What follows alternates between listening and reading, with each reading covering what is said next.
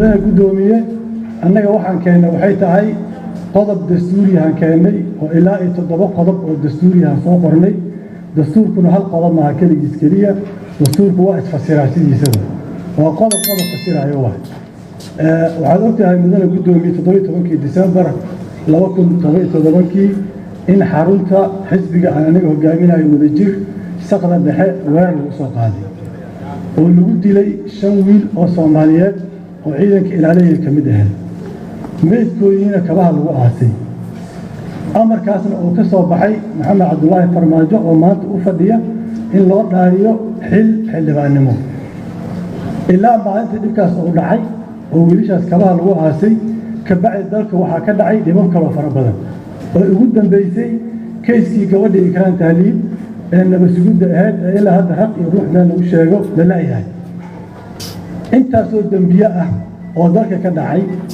oo dhibaatadaas la geystay waxay dhaceen xilliga uu Maxamed Cabdullaahi Farmaajo madaxweynaha dalka ka ahaa dastuurkeena qodobadiisa aan soo sheegay 15aad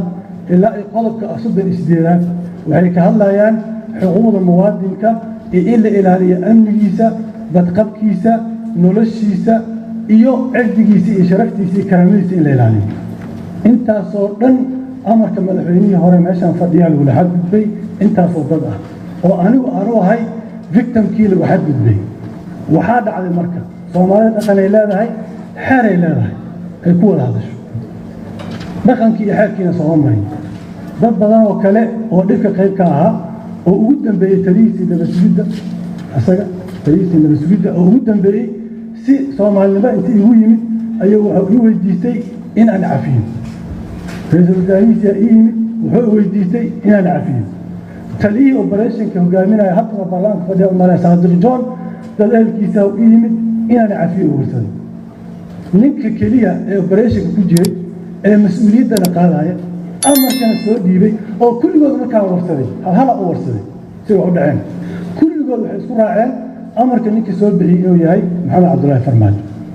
ilaa hadda mid dhaqan Soomaaliyeedna kama hayo oo sidii Soomaaliya dhaqankeeda lagu yaqaan oo galiinka leh oo dhaqanka eedo xeerka eedna kama hayo mid dawladeedna kama hayo oo urdaah meel oo ku qiray dambigii oo geysay iyo fadambiyadii oo geystana ma hayo haddii marka dadka Soomaaliyeed ay ku qanacsan yihiin waa ogahay dadku waa qabaa'il qof walba wuxuu taageersan yahay ninkii dambi geysta hal iska geeyo saaka waxaan dhageysanayay gudoomiye marka hore waxaan ka xumaa horta garaa la xildhibaan waxaan ka tacsiinaa sida gudoomiyaha ku raacsanahay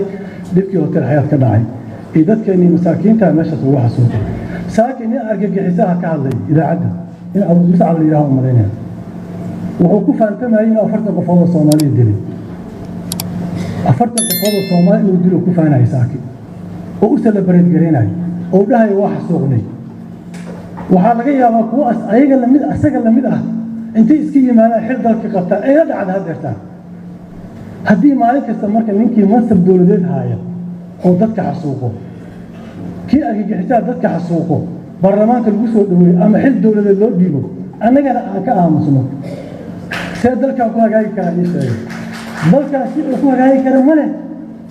dalkan wuxuu u baahan yahay in la xisaabtamo Maxamed Cabdullaahi Farmaajo waa nin Soomaaliyeed waa nin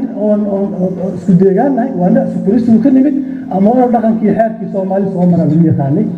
oo ii soo hoydaa dhibaato ii geystay ama waa inkii sharciga laga wafiyaa doodeen intaas ay taala qodobada dastuurkaane gudoomiye dastuurka waa ku takhasusay waana aqaana waana iska soo akhriyay ninkan human rights violation aan ku leeyahay asagana mas'uuliyadda qaaday saas daraadeed waxaan rabaa for the record waxaan meeshaan u imid shaqo culus aan qaran karo hayaan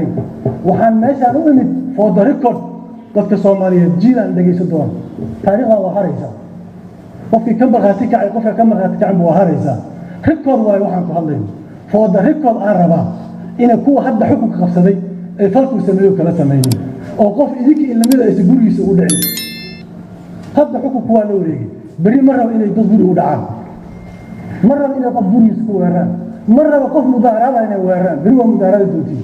adigu ka cabanaa madaxweyne xabbi joog in jidka lagu cabaday mar raba bari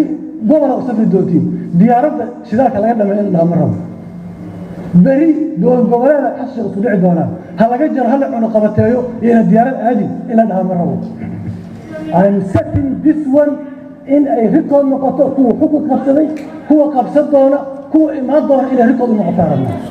haddaad ogolaataan xildhibaano iyo haddaa ogolaanin this your conscious this your damiirkaaga laakiin cabdiraxmaan cashuur baa la yidhahdaa waxaan u hadlayo waa xaq waxaan record garaynayo waa xaq waxaan sad garaynayo waa record oo mid xukun haysta hadda mid soo maray iyo mid imaan doonaba inuu si bacad gudbinayo waa aniga taas waa gudoomiye mooshinkeena waa saxiix ninkan ilaa uu ka garbaxo waxaan ku haysano mooshinkeena inuu socdaan aaminsanaa waana mahadsantihi